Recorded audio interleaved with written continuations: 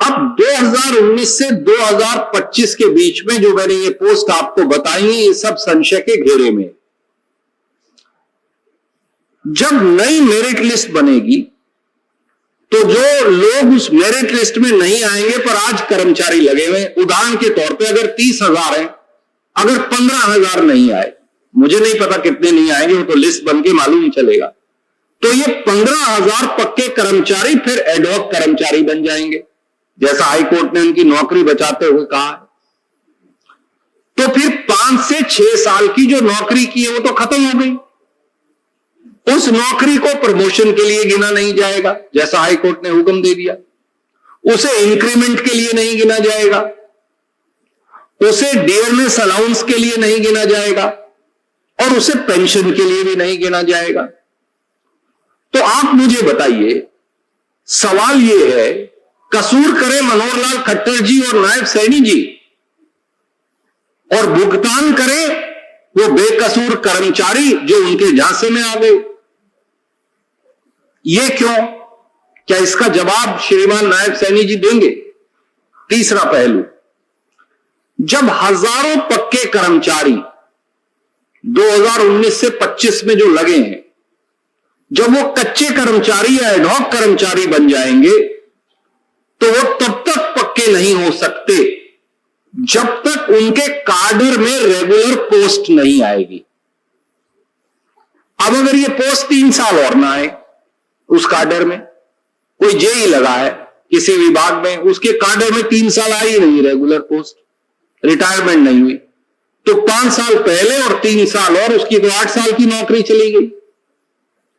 इसके लिए जिम्मेवार कौन है, दोषी कौन है? क्या जिम्मेवारी सीधे मनोहर लाल खट्टर जी और नायब सैनी जी और बीजेपी की नहीं? चौथा पहलू, नायब सैनी जी और उनकी सरकार ने पंजाब हरियाणा हाईकोर्ट की जो खंडपीठ का फैसला ये जो आया है, अब वो इसको ये कह रहे हैं कि हम अदालत के दरवाजे खटखटाएंगे, जो मैंने पढ़ा है। तो इस फैसले के मुताबिक जो पक्के कर्मचारी जिनकी नौकरी हट जाती, पर अदालत ने उनकी नौकरी बचा ली और उन्हें एडहॉक कर्मचारी बना दिया, तो अगर अदालत का फैसला ये खारिज करवा देंगे वो, तो उनका बेचारों का क्या होगा? वो तो ना पक्के रहे या फिर ना कच्चे रहे, वो तो दोनों तरफ से खत्म हो जाएंगे। इसका एक ही हल है, और वो ये है कि नायब सैनी जी इस प्रक्रिया से हटने वाले सभी कर्मचारियों के लिए, वो 10,000 हो, वो 12,000 हो, वो 15,000 हो, वो 18,000 हो, वो 2,000 हो, उन सब के लिए रेगुलर पोस्ट सैंक्शन कर दीजिए। आप ही फाइनेंस मिनिस्टर हैं, फाइनेंस से सैंक्शन करिए, नई पोस्ट का सृजन कर दीजिए, तो ना कोई एडहॉक कर्मचारी बना, ना किसी की नौकरी गई, ना किसी की सर्विस अफेक्ट हुई, प्रमोशन पे जो होगा वो हो जाएगा। पर यह सब करने की बजाय श्रीमान नायब सैनी ये कह रहे हैं कि हम हाई कोर्ट के फैसले को सुप्रीम कोर्ट में चुनौती देंगे। पर क्या उन्हें नहीं मालूम, मुख्यमंत्री रहते हुए भी, कि सुकृति मलिक का ओरिजिनल केस है जहां सोशो इकोनॉमिक नंबरों को खारिज किया गया था, वो केस सुप्रीम कोर्ट में लेकर गए नायब सैनी जी, वहां हरियाणा का केस खारिज हो गया, तो उस पर मोहर लग गई।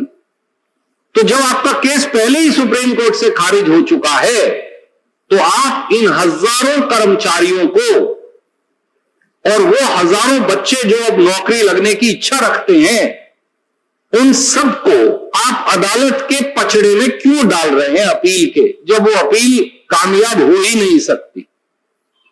इसका जवाब श्रीमान नायब सैनी जी को इन सबको देना चाहिए।